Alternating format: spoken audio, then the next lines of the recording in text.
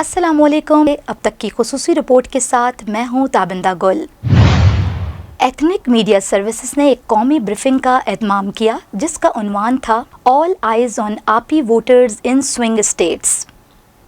मुकर्रीन में Shekhar Narasimhan, Mohan Seshadri, Christian Chen, professor James जर्सिडियास, doctor Tung Nguyen और रीना शाह शामिल थे। आइए देखते हैं इस ब्रीफिंग में मुकर्रीन ने क्या कहा। So, good morning, everyone. Happy Friday. Welcome to today's Ethnic Media Services Weekly National News Briefing. I'm Sunita Sarabji, and I'm your moderator for today. Asian American, Native Hawaiian, and Pacific Islanders are the fastest growing voter electorate. More than 15 million AANHPIs will be eligible to vote on Election Day, November 5th, including many first-time voters. In battleground states, AANHPIs could constitute the margin of victory if they get out to vote. We have a distinguished panel of speakers today. They are Shekhar Narasimhan, founder and chairman of the AAPI Victory Fund, Mohan Seshadri, executive director of the Asian Pacific Islander Political Alliance, Christine Chen, co-founder and executive director of APIA Vote, Professor James Zarsadias, associate professor of history and director of the Ujenko Philippine Studies program at the University of San Francisco, Dr. Tung Nguyen, president of Pivot, the Progressive Vietnamese American Organization, and Republican strategist Rina Shah, who will join us towards the end of our briefing today. We will send a video of today's briefing along with expanded bios for each speaker later on today. We will also send video excerpts of the presentation early next week, and we encourage you to use those on your social media channels. Reporters, please enter your questions in the chat box. We will go to a 3-minute Q&A immediately after each speaker presents. So now, we begin with Shekhar Narasimhan, who will give us an overview of the importance of the Get Out the Vote for AANHPIs in swing states. Shekhar is in Michigan, and he's going to offer us a perspective from the state. Welcome, Shekhar. Thank you, Sunita, and very glad to be here. And yes, I'm actually in Detroit, sitting in a home, and sitting in the room above me are Congressman Ro Khanna and Lieutenant Governor Garland Gilchrist of Michigan. And literally they're talking to young people, influencers and creators from the Asian Pacific, Native Hawaiian, Pacific Islander communities. We tend to bring young people together, black and brown, of every ethnicity and faith, and have conversations that can then go viral on social media so that, in fact, we are reaching constituencies that otherwise normally never get reached. What you should know about the AANHPI vote is that, first of all, it is very significant. I prefer, actually, instead of saying that we are the margin of victory, to saying now that we are the reason for victory. And let me give you the data that proves that. In the 7 battleground states, which for our reporters are Arizona, Georgia, Michigan, Nevada, North Carolina, Pennsylvania, and Wisconsin.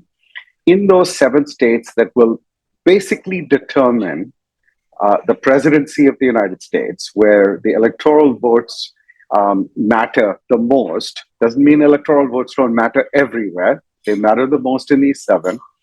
We have approximately 1.75 million eligible AANHPI voters. The total victory margin in 2020 in the presidential in these 7 states was 385,000, number one. Number two, in the 3 states that were the closest, Arizona, Georgia, and Wisconsin, the total margin of victory was 45,000. In each of those states, the AANHPI vote, even if it was 3% or 4%, has been material to the outcomes of these elections. So I'm going to tailor my remarks a little bit around Michigan, because it has one of the most diverse AANHPI communities and one of the fastest growing as well. Because with the advent of AI, robotics, and the reimagination of the car industry around EVs, there has really been a very significant influx, particularly of South Asians. So, in fact, Michigan is one of those states, and Christine is the expert in a lot of this, so she can give you this data as well. But there are well over 23,000 AANHPIs, particularly Indian Americans, who became citizens between 21 and 24. Our job is when people turn 18, they become citizens, they move into a state, find them, talk to them, discuss the issues at hand first, figure out how they can get into that civic engagement ladder, which includes getting registered to vote, then actually going to the voting booth. And our job, is, to an extent, frankly, is to make sure we first find them and talk to them. Because guess what?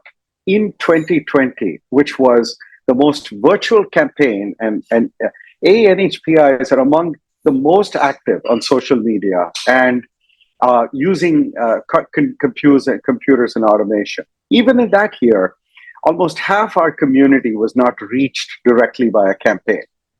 There are many reasons for this. One of which is, I suspect strongly, they don't know how to talk to us, which language to reach, which communities to talk to, the WhatsApp channels that we frequent, or the television media, or the ethnic reporters that are on this call. They're not sure how to be reached by you. And therefore, there is an absence of information. So we have what we call low information voters. How do you address that? You address that by going and talking to them. So the one thing we tell every candidate is show up in our communities, talk to our voters, and don't just talk to them around election time. Second, talk to them about the issues that matter to this community. As an example, among the issues that are the most important are small business, capital formation. How do we get credit for what we've done, and how do we access resources? Immigration, the fact that it takes 18 years to get a visa, the fact that people are still waiting in queues, the fact that there's such a significant undocumented cohort within our communities, well over 1.3 million ANHPIs who are treated as undocumented or whose visas have expired. How do we address these issues while at the same time, not just in a humane manner, but through public policy?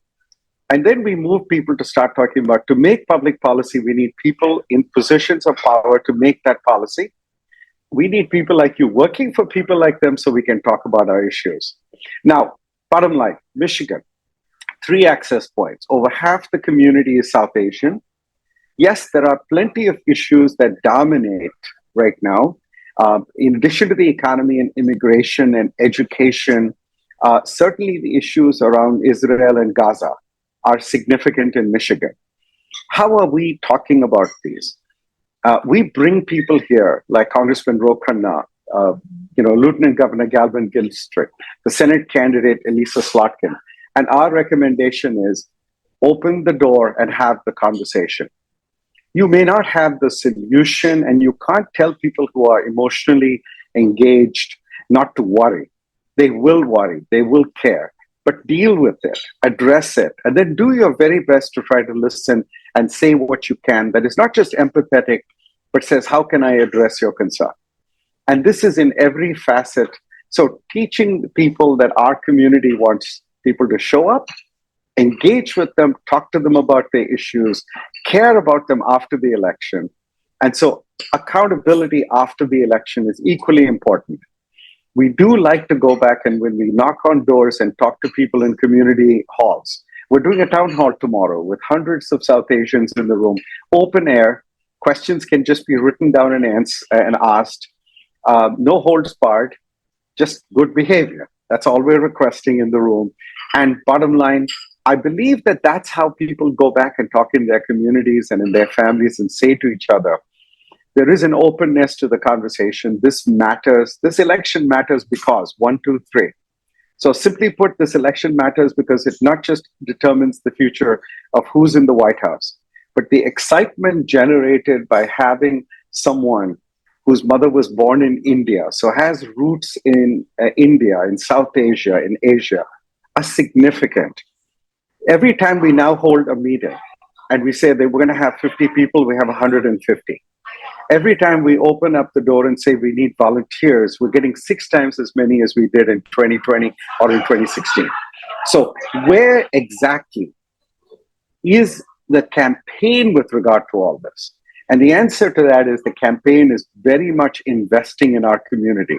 In all these states, there are battleground coordinators, there are ANHPI coordinators, and we work alongside them to make sure that we're all talking together to our communities and encouraging the local electeds, the state electeds, those running for office to show up, along with surrogates as well as the candidate herself and the vice presidential candidate as himself.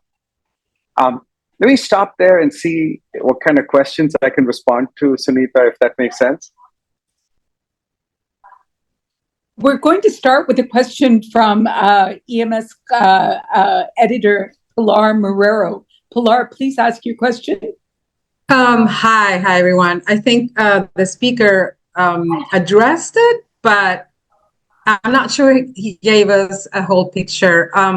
So every presidential election year, we hear the same thing. Yes, they're looking at our communities. They're gonna, focus on our vote. They want us to turn out. The problem is always money. Are you putting money in the turning out, in the registering of voters, and in things that are tangibly making a difference in turning out communities? And the AAPI community obviously is going to be crucial for the Democratic presidential candidate. Where is the beef? Where's the evidence that this is happening?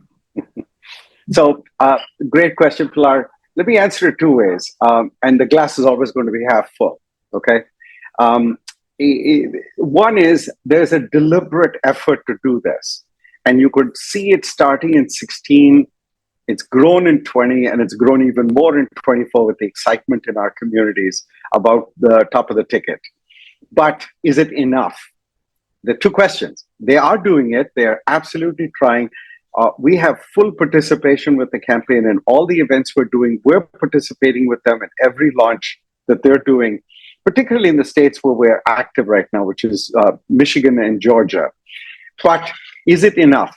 Is it commensurate with the need and the desire of our community to engage?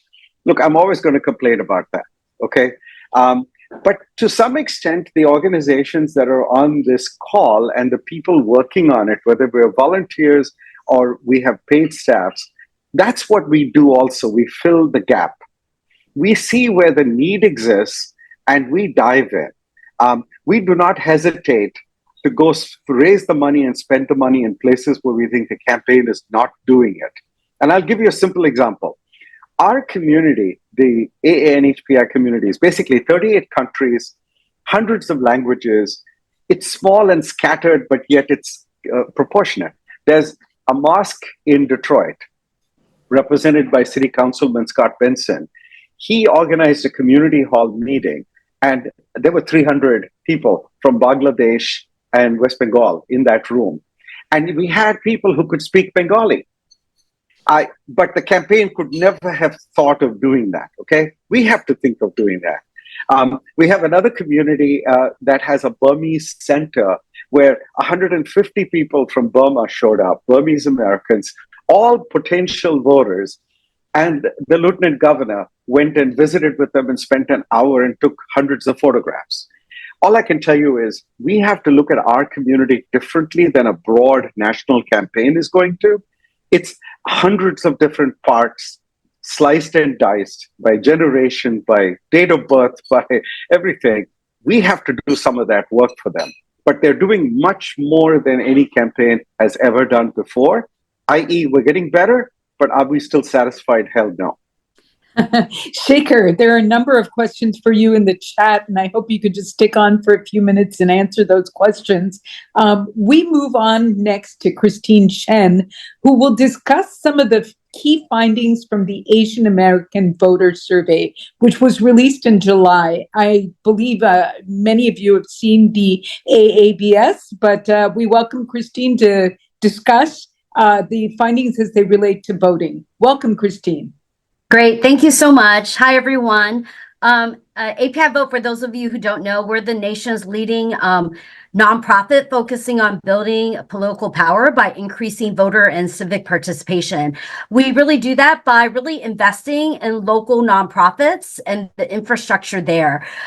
So the exciting news is that some of the trends that we're seeing is that even starting in 2020, AAPI registrants are growing at a rate of 1.28 times larger than the Asian American Pacific Islander citizen voting age population. In other words, 18 years and older and US citizens.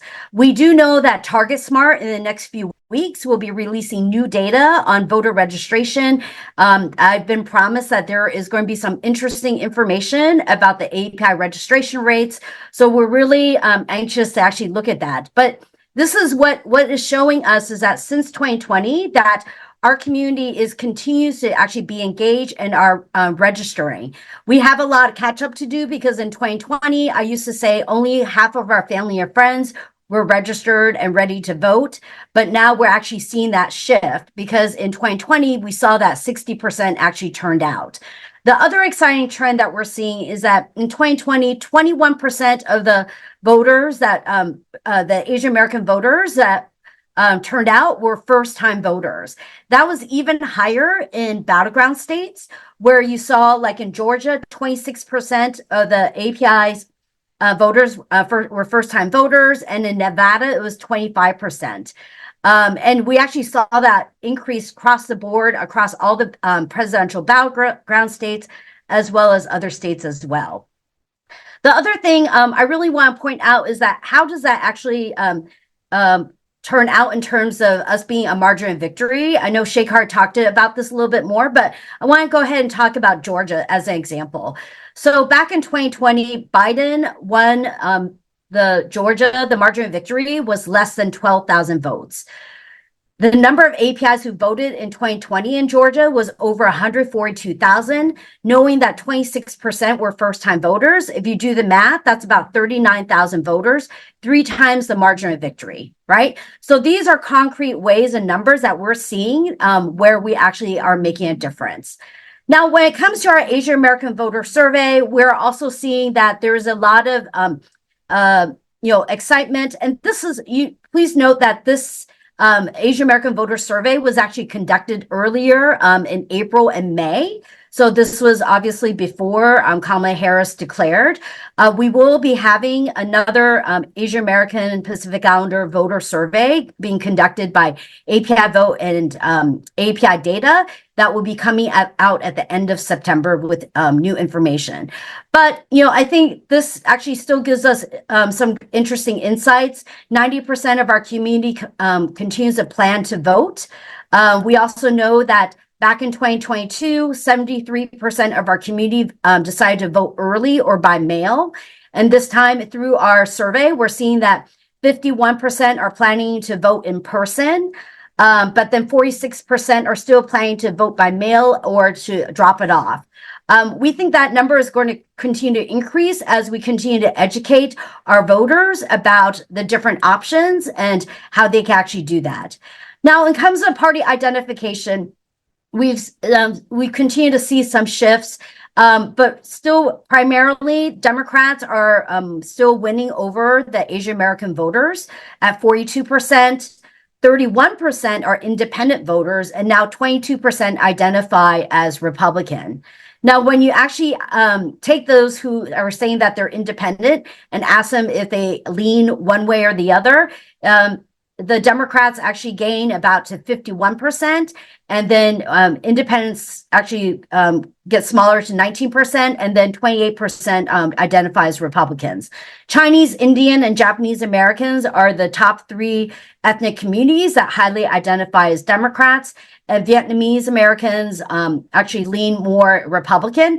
But this time around, we're also seeing that 42% nationwide Vietnamese are identifying as Democrats, 37% as Republican. So the other thing I do want to go ahead and know is a little bit about outreach is that still, even earlier this year, only 42% say that they still were not contacted by the political parties. 50% said they were never contacted by Democrats, and 57% said that they were never contacted by the Republicans. And that's why the work of what the C3, C4s, the PACs, all the different entities are really important, because these are all the different ways that we can engage the community to motivate them to turn out to vote. And then lastly, I want to end is regards to issue importance. Jobs and economy, healthcare, inflation, and crime continue to be the top issues, bread and butter issues. Right after that is education, Social Security, Medicare, and national security. When we ask them about party evaluation between Democrats and Republicans, one thing I want to note is that depending on the issue that they're talking about, it ranges from 24% to a high of 42%, saying that there's no difference between Democrats and Republicans. And that's why there's still a need for the political parties and the candidates to actually invest and do that work. For API Vote, we are investing this year close to $7 million.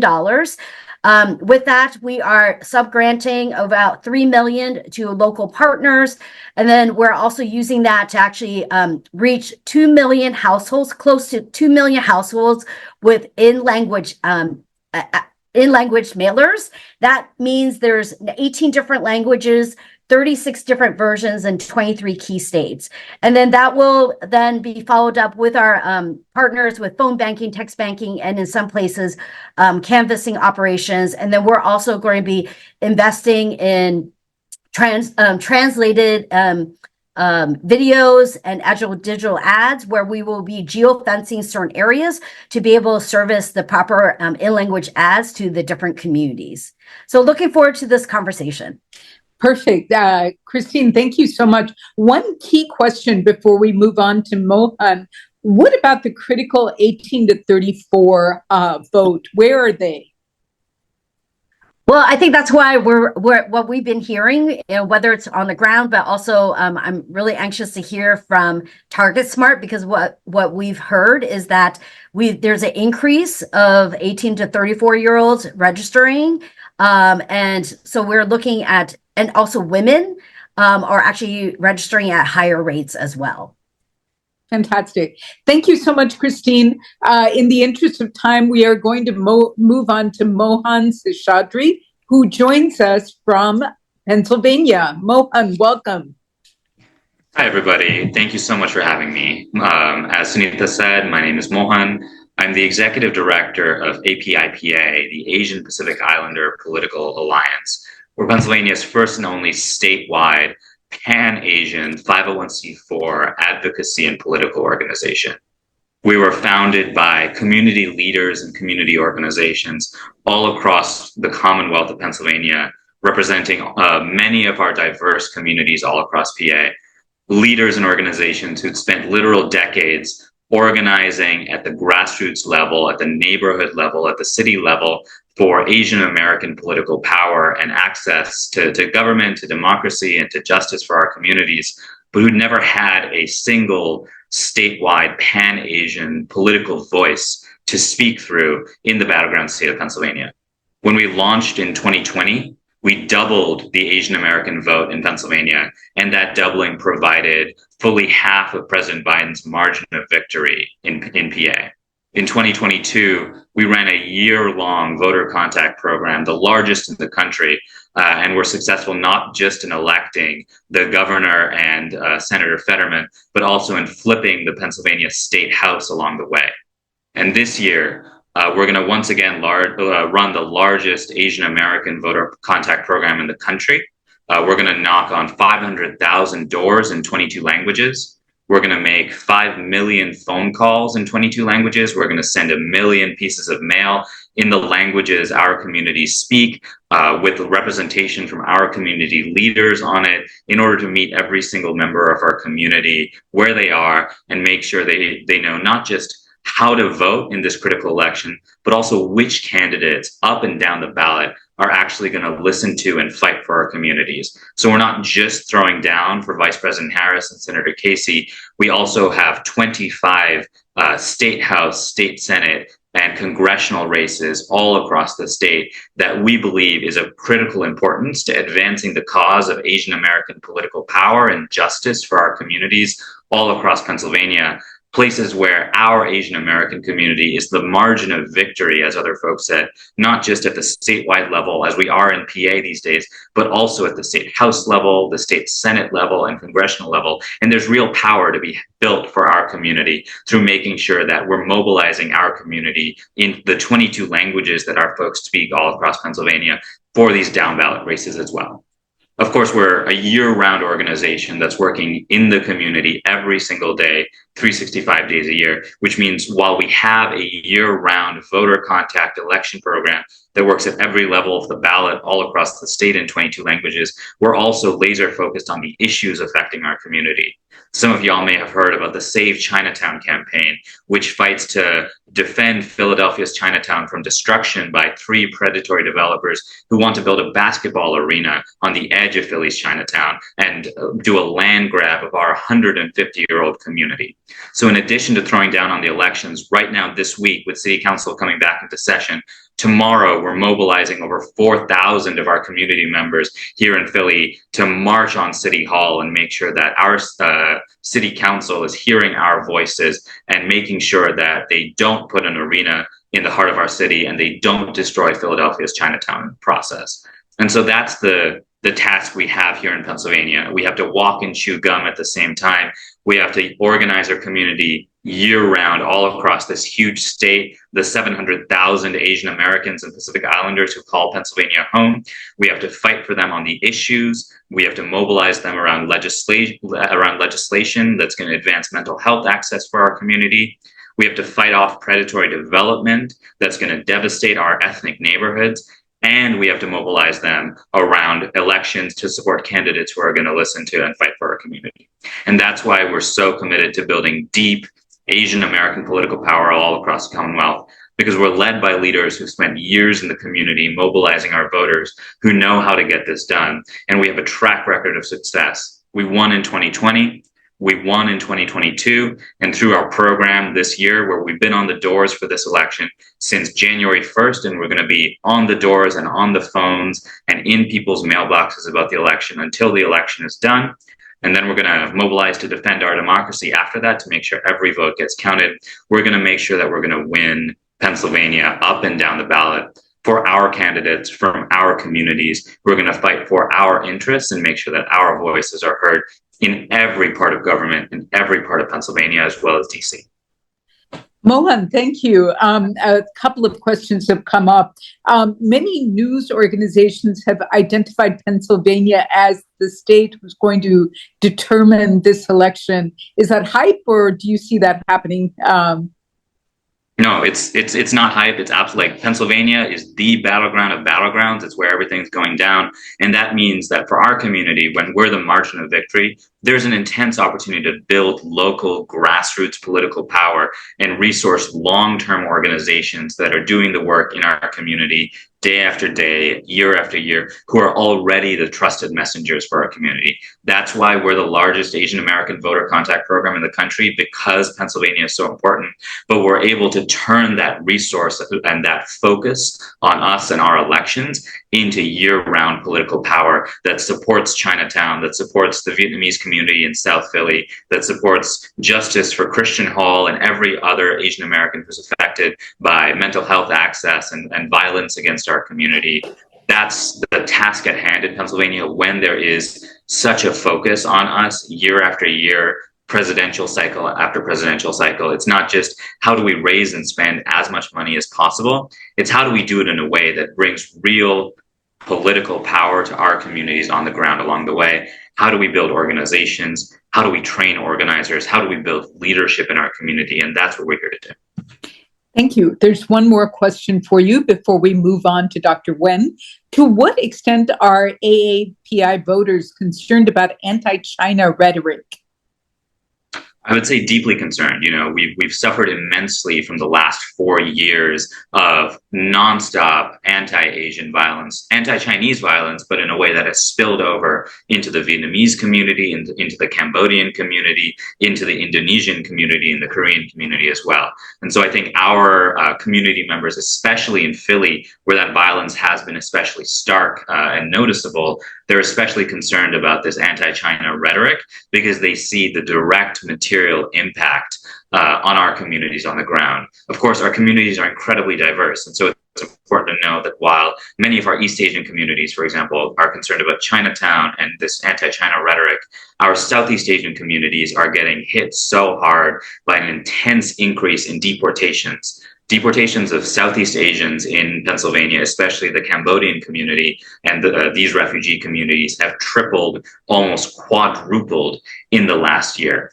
These deportations and the targeting of our Southeast Asian communities in Pennsylvania was a critical reason why traditionally Republican constituencies like Vietnamese Americans voted blue in 2020 in Pennsylvania, voted for Biden in 2020 because they saw the way Donald Trump's ICE department targeted our Southeast Asian communities for deportation and came to South Philadelphia in order to do that targeting. But we're incredibly concerned that if the Biden administration continues on this path that they're on right now, they're going to lose our votes. And so in addition to mobilizing our voters for Kamala Harris, we've also called on the Biden-Harris administration to shift course when it comes to supporting our immigrant and refugee communities, not just for the moral and ethical and justice reasons of our communities deserve dignity and our families deserve to be whole in the places where they grew up, but also because we can't afford to lose a single vote in the battleground state of Pennsylvania. And every vote, every one of our voters is going to count this year. And our Southeast Asian voters are going to be voting based on their families remaining whole. Our West Asian voters are going to be voting based on what's happening in Gaza and the Middle East. And we need our elected officials and the candidates we're backing to hear those voters and make sure that they're being accountable to them, shifting course when it's necessary in order to earn our people's votes. Mohan, thank you so much. Our next guest is a familiar face, Dr. Tung Nguyen, who shepherded us through 2 years of the COVID pandemic. But I want to stress here to reporters that Dr. Nguyen joins us here in his personal capacity as president of Pivot, and he will share his organization's unique strategies for engaging Vietnamese American voters. Dr. Nguyen, welcome back. Thank you, Sunita. Greetings, everybody. I'm representing Pivot, the Progressive Vietnamese American Organization, and we're a national org working to engage and empower Vietnamese Americans for a just and diverse America. Historically, as you've heard from Christine, the Vietnamese American voting population has been the most conservative among the AA and HPI communities, partly due to past association of the Republican Party with anti-communism. Many of us in the community, however, thought two things back in the mid-2016, 2017. One was that this was an outdated perception of the Vietnamese American electorate because the more moderate, liberal, progressive people were much quieter. And then two, that those of us who were not conservative needed to rally and create a supportive community, as well as to elect candidates that are actually good for Vietnamese Americans. And that's how Pivot was born. Since then, we have worked really hard to keep our community informed. There is rampant mis and disinformation in our communities, both in English, but especially in Vietnamese, with much of that bad content coming out on YouTube. We created a project called Viet Fact Check, which is a nonpartisan information service that has really served as a model for bilingual anti-disinformation work in Asian American communities. Electorally, we have also engaged in work through our 501c4 and Super PAC arms. In 2020 and 2022, we implemented a massive bilingual ads campaign online in English and Vietnamese to persuade voters in swing states. And our ads reach hundreds of thousands of Vietnamese Americans, including many on conservative platforms. We also collaborate on the ground with local AAPI organizations such as Mohan's, by helping them with their Vietnamese materials and outreach through our Pivot Fellows programs, which embedded young Vietnamese American activists in organizations that have local know-how. Our fellows made hundreds of thousands of voter touches. We are using the same model, this bilingual digital online campaign and on-the-ground voter engagement this year. We recently conducted some focus groups with these voters to understand where they are coming from. And what we learned was that many young Vietnamese American voters are all in on Harris, but some are holding back primarily because of the situation in Gaza. We are also learning that some older Vietnamese American voters who used to support Trump are either less vocal about him or less enthusiastic about him, or have been turned off by him, mostly not around policy issues, but around character issues. And this seems to have started with the insurrection in January 2021. And these focus group findings reflect what we saw in the survey data presented earlier by Christine Chen. The Vietnamese American electorate is shifting from majority Republican and Trump supporters to a toss-up between Republicans and Democrats, with a significant portion of around 25% who are independent that can still be persuaded. We're going to use all of this information as well as engage our network of volunteers to engage Vietnamese American voters. Our fellows programs are in Michigan, in Pennsylvania, in Nevada, Arizona, and with the shifting of the map, we're going to hope to have one in Georgia as well. We are planning to send out 100,000 postcards to Vietnamese American voters, and we have developed our digital ads and are disseminating them. And our goal is to reach every single Vietnamese American voter online or through traditional Vietnamese media with ads in English and Vietnamese many times over. We believe, as many in this press conference have said, that Asian Americans, ANHPIs, and Vietnamese Americans are the margin of victory in the swing states. But that in order to win their votes, we need to reach them where they are, whether it is in person or online, in the languages they speak, and by reaching them with correct information about issues that they care about. The Vietnamese American communities matter, and our votes matter. Thanks. Thank you, Dr. Wen. There are a number of questions for you. Which of the strategies that Pivot has implemented can be successfully implemented by other communities attempting to engage with low propensity voters?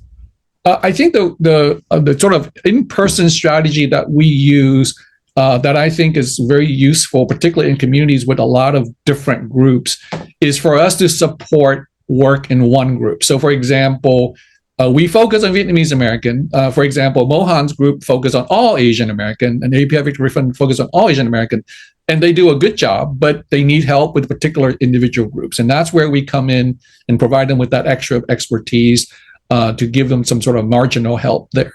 So I think by thinking about each community, I mean, I can imagine, for example, the Latinx or Latina community could be, we're not just working on people from Mexico, we're working on people from Puerto Rico, from Central America. We need that kind of segmentation, because I don't think thinking of our communities as monolithic, whether it's Asians or Latino or Black or whichever community, they're not monolithic. Some people are going to be good at doing some things than others. I think online, I think is a very effective way, as long as you know what you're doing in terms of tailoring the messages and the people telling them about the issue.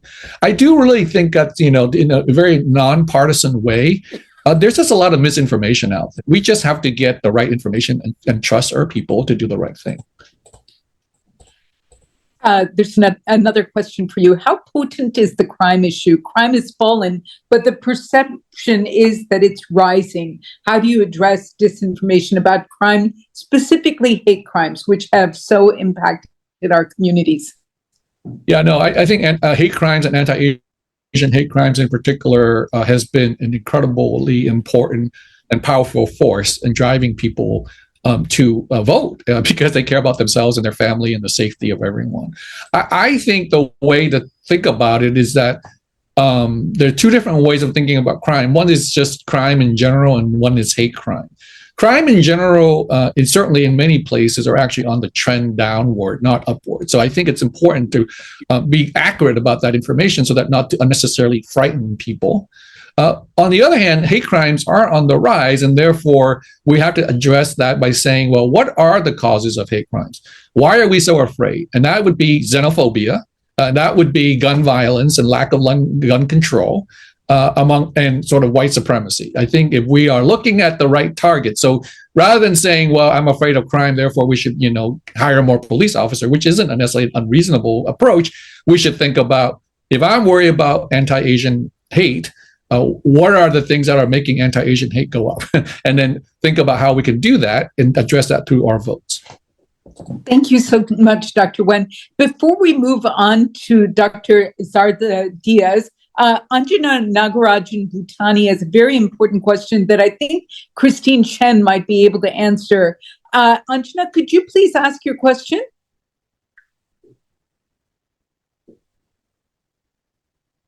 Hi, this is a question for anybody who wants to take it. The statistics show us that the number of Americans who identify as biracial or multiracial is increasing quite rapidly. How do they vote or lean politically? I'm curious. Thank you.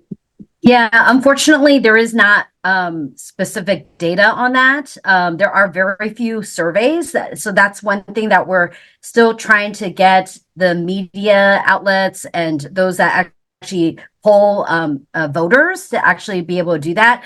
It is also, and so right now, even with our Asian American voter survey, we're taking the top 6 largest Asian populations that represent about 85% of the demographic, until we're able to get better data identification of the voter files for the smaller ethnic communities, as well as more funding. That's the only way we can actually dig deeper. I do know Pew has been doing a lot more survey data, not necessarily just about voters. So you may want to take a look at that as well.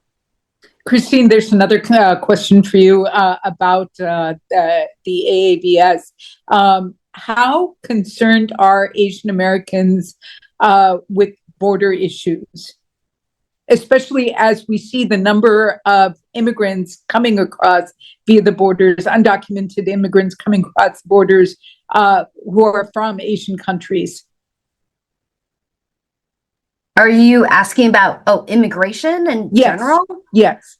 Oh, got it. Okay. So right now, at least according to our Asian American voter survey, they feel that Republicans at 33% are doing a little bit better than Democrats at 28% in terms of immigration.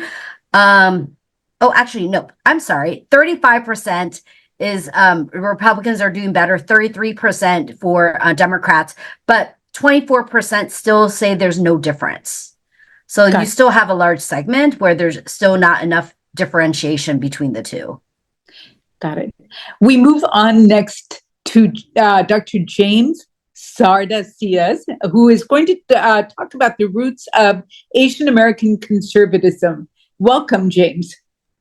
Thank you, Sunita, and thank you everyone for being on this call. It's a pleasure to be with you. Just a little bit of background. So I know a lot of folks on this panel, esteemed co-panelists, are representing PACs, nonprofit groups, voter outreach organizations. I'm here as a historian, as an academic who's trying to get a better sense of the political landscape of Asian America, and I focus on contemporary Asian American history, and that's my training. I'm currently doing research and writing a book tentatively called The Asian American Conservative.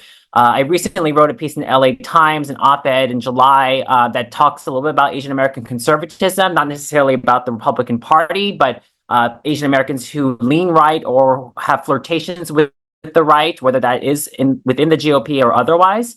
And so I'm here today to kind of talk a little about the contemporary history. I think it's important, especially for journalists, to understand maybe why shifts have occurred, why there's a swing to the left, sometimes a swing to the right. And I think this is really important context when you're doing your stories. And a lot of you know this as well, but I think it's really good to kind of have a refresher on that contemporary history to understand now where we are in the 2020s. So a little bit of some turning points, and of course, there's wonderful data, like Christine knows and other folks on this call, about Asian American voting habits, NHPI voting habits over time. But I'd say that as a historian, really the major turning point in terms of the Asian American electorate occurred in the 1990s. Up until the year 2000, in terms of presidential elections, Asian American voters leaned right. So, for example, the most recently, in terms of when Asian Americans voted for a Republican candidate, 1996 was the most recent example, slightly voting in favor of Bob Dole over Bill Clinton. 1992, there was a larger margin of victory for George H.W. Bush among Asian American voters. 2000 turned things around, where Al Gore received the majority of Asian American voters' support. And I'd say in the 1990s, a lot of this shift is occurring for a few reasons. For example, in California, where you have a large Asian American Pacific Islander population, the rhetoric around immigration and particularly Prop 187 was a turning point. And kind of the Republican Party at the time, especially in California, was seen as very taking a hard right turn in terms of issues of undocumented immigrants and so forth. The fear and the rise of China, so to speak, right, and just East Asia as a whole, and increased investments, especially on the West Coast, where it felt more prominent. So fears about China, but even Hong Kong, investments from Taiwan. You saw a wave of anti-Asianism and fear of Chinese people and Chinese presence in the United States in the 1990s. In the meantime, the Republican parties, I'm finding in my research, kind of goes back and forth in terms of outreach towards Asian American voters. There was a swing towards reaching out to them more actively in the early 1990s, and that starts to dissipate and decline in the middle part of the 90s and certainly by the 2000s. And so while that's happening, as the GOP is not investing as much in Asian American voter outreach, the Democratic Party, on the other hand, is doubling down in investing in Asian American outreach. And that's embodied in, for example, when Bill Clinton does more appointees of Asian Americans in his administration, in the courts, through the bureaucracy and other spaces of government, where that representation is seen, right, within the Asian American community, and they notice that. And then lastly, I'd say in the 1990s, this shift occurs because in the mid-1990s, the Republican Revolution in 1994 with Newt Gingrich and the kind of groundswell of support of Republican Party politics in the Sun Belt in particular, and really kind of shifted the priorities of the party. And for some Asian Americans, they were turned off in the Republican Party's positions on social issues, for example, abortion or maybe education, and immigration as well. And that kind of, again, kind of made some Asian Americans question their loyalty to the Republican Party. And ever since, you've seen, as you know, the data, they trend Democratic or are independents that lean left, right? A couple of other things to note in terms of contemporary history is that I would say in this kind of post-2015, post-2016 Republican Party and conservative politics, I wouldn't say that GOP activism within the Asian American community is climbing significantly. It's definitely there, and you see them throughout the United States. But I would say that there's also a lot of registered Asian American Democrats who are starting to move more right. So they're voting for maybe center left or more moderate Democrats, as opposed to backing folks who are more liberal or more progressive. We see that here. I'm based in San Francisco. We see that in some of the recent elections, the voting out of Chesa Boudin, the progressive district attorney. You saw a lot of Asian Americans in the city who are registered Democrats who did not appreciate some of the teaching that was seen as controversial of critical race theory, or things that were seen as anti-American, and they voted out school board members. And you're seeing that in other parts of the United States too, in places like suburban Virginia.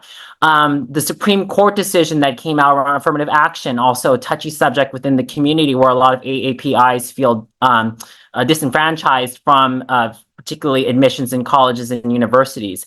And I'd say the COVID-19 pandemic was a huge turning point. Obviously, you saw the rise of anti-Asianism, and a lot of Asian Americans, particularly in urban areas, felt a lack of support from government leaders, the police, and feeling that the kind of quote unquote soft on crime and soft on hate crimes in particular kind of made them question Democratic leadership. And so you start to see these movements. I wouldn't say there's a huge swing suddenly and groundswell of Asian Americans registering now as Republicans, but you start to see these more moderate factions emerge and maybe questioning their loyalties to the Democratic Party, or at least progressive politics. So I'll just kind of keep it at that. I know we want to keep to time, but I would love to engage with you if you have any questions about the kind of contemporary history of Asian American conservatism.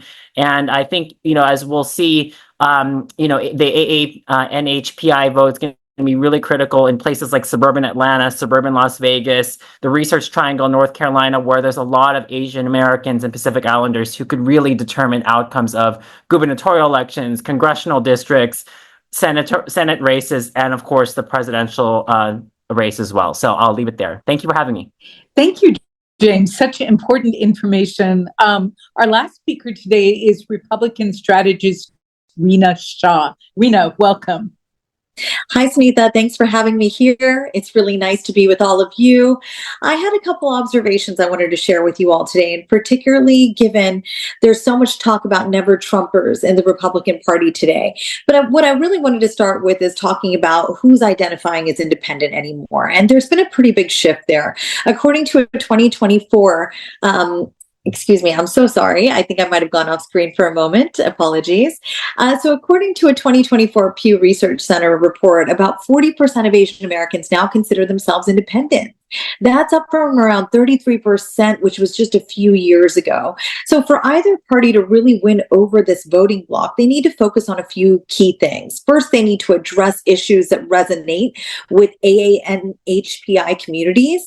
Those issues are immigration reform, education, and particularly economic opportunity. A 2023 survey from the Asian American Political Alliance found that 65% of AA and HPIs are most concerned about economic policies and educational equity. Keyword, because we don't talk about equity much in the Republican Party these days. That's thought to be something that's left to the left. But secondly, both parties really, more than anything, need to engage more directly with this AA and HPI communities through not only targeted outreach, but also by addressing specific local concerns. And that could involve hosting community events, working with local leaders, and creating policies that address the unique needs of these diverse groups. So in short, what I'm saying here is to court the growing independent AA and HPI vote, it's going to take a mix of relevant policy focus as well as genuine engagement. Now, in my time with the Republican Party at the federal level, I'd also been deeply engaged at the Republican National Committee. And through the Republican National Committee, that's where you see the efforts out of that co-chair's office, again, within the campaign apparatus, primarily targeted for congressional level and federal level candidates. You've seen for decades an understanding that there needs to be genuine engagement, but the criticism always has been, and this is just for Republicans, that Republicans have come courting that Asian American vote at the 11th hour. So always in the year of a presidential contest. So the question I'm getting the most right now is, will Republicans continue to vote for Republican candidates in the down ballot races, even if they vote for Harris Walz? I love this question so much because it's one that I get every other day right now. But to that, I'll just say this. If Republicans decide to vote for Harris or Walz in the top races, it doesn't automatically mean they're going to ditch Republican candidates down ballot. Historically, voters have often split their tickets. They've supported different parties for different offices. For example, in 2020 elections, many voters chose Biden for president, but they still supported Republican candidates for Congress. So exit polls from that year show that about 9% of Biden voters still backed Republican candidates for House seats. And I realize it's a really almost insignificant number, but it means something. If we look at the upcoming races, it's likely that a similar pattern is going to continue. In a 2024 Gallup poll I saw, there was a suggestion that about 15% of voters are dissatisfied with their party's presidential candidate. And they might still stick with their party, but they might still stick with their party for down ballot races. So at the end of the day, what I'm really wanting to leave you all with is that if Republicans are not thrilled with their presidential options, but they still align with party values, they might still support GOP candidates for other positions. And that's where I wanted to leave it. So I'm happy to take questions at this point. Absolutely. Reena, one question that comes in. Do you fear that Republicans are going to sit it out, given you spoke about never Trumpers? Is that going to influence the number of people who just sit it out this time around? I've been very concerned about the lack of political participation across some key demographics, but yes, very much so with Asian Americans in the aftermath of Kamala Harris becoming the nominee. Now, I realize that might surprise some folks, but there is a sentiment out there, and I don't know that it's widely held or that we have enough empirical evidence to back it up, but it's that she has chosen one side of herself versus another, instead of just being a biracial person that is allowed to embrace one side of herself when she's in certain rooms. And just because she's doing that doesn't mean she's rejecting this other side. But this assumption does carry some degree of weight with right-leaning voters, those who either are independently minded, center-right, or again, moderate R's who voted for Biden in 2020. Those people are a bit lukewarm about her still. Of course, historically speaking, we've never seen a modern presidential candidate have such short period of time to conduct a real campaign. So this reintroduction of herself that she's doing, this is happening in real time. Strategists like me are looking at this and we see it going well, but what is at the end of the day going to matter? The numbers we see in 7 states on election day, was she able to swing certain women, particularly white, liberal, left-leaning women? Is she going to be able to get them to turn out and not stay home? Because these were the type of people, white liberals in particular, who are the reason that Hillary Clinton was not able to win that electoral college vote. And Kamala Harris might have something of the same problem, that might rely a little bit more on her identity versus anything else. And does Tim Walz negate some of that? I have not yet seen, again, any data that backs up my assertion that he has been negating some of it, because he brings the Midwestern streak, which is not just a streak of sense and sensibility. It is a culture. Midwest has become a culture in the United States, and much like being a Southerner was in the United States. But what we've seen in the modern era is Floridians, for example, no longer introduce themselves as Southerners. They want to say, I'm a Floridian, because they don't want to be grouped in with rural states such as Louisiana, Alabama, Arkansas. But Midwest, still in the year 2024, you do hear people saying, I'm from the Midwest. And therefore, those people feel a sense of, there's a Midwesterner like me in Walz. So yes, there's a bit of counteraction here, but I don't have any kind of data to back this up. Thank you, Rena, for your remarks. We now move to final remarks from all speakers who are still with us. Dr. Wen, what is the most important thing you'd like reporters to take away from this briefing? I think the most important thing is that there's a lot of enthusiasm in this election, and we need to get people out. And I think from the reporting perspective, I think it's important for you all to get accurate information out about the candidates. That's what we all ask for. Let them know. I love the issue focus with Rena. Let's get where do they stand on economic policy? Where do they stand on immigration policy? That I trust our voters as long as they get adequate information. Thank you. Mohan, your most important takeaway. I think just to remember, for all the reporters out there, to remember the importance of talking to local organizations, talking to leaders on the ground, and you all do such amazing work on this already, but continuing to cover the local issues and the local fights affecting our community, not just the election implications, not just the national implications, but what are the issues that our communities are mobilizing, protecting our people's homes, making sure that we have mental health access, making sure that our communities are safe year-round, 24/7, and of course, covering the local organizations who are fighting for candidates, who are going to be accountable to our communities, who are going to listen to our people, and who are going to fight for our communities.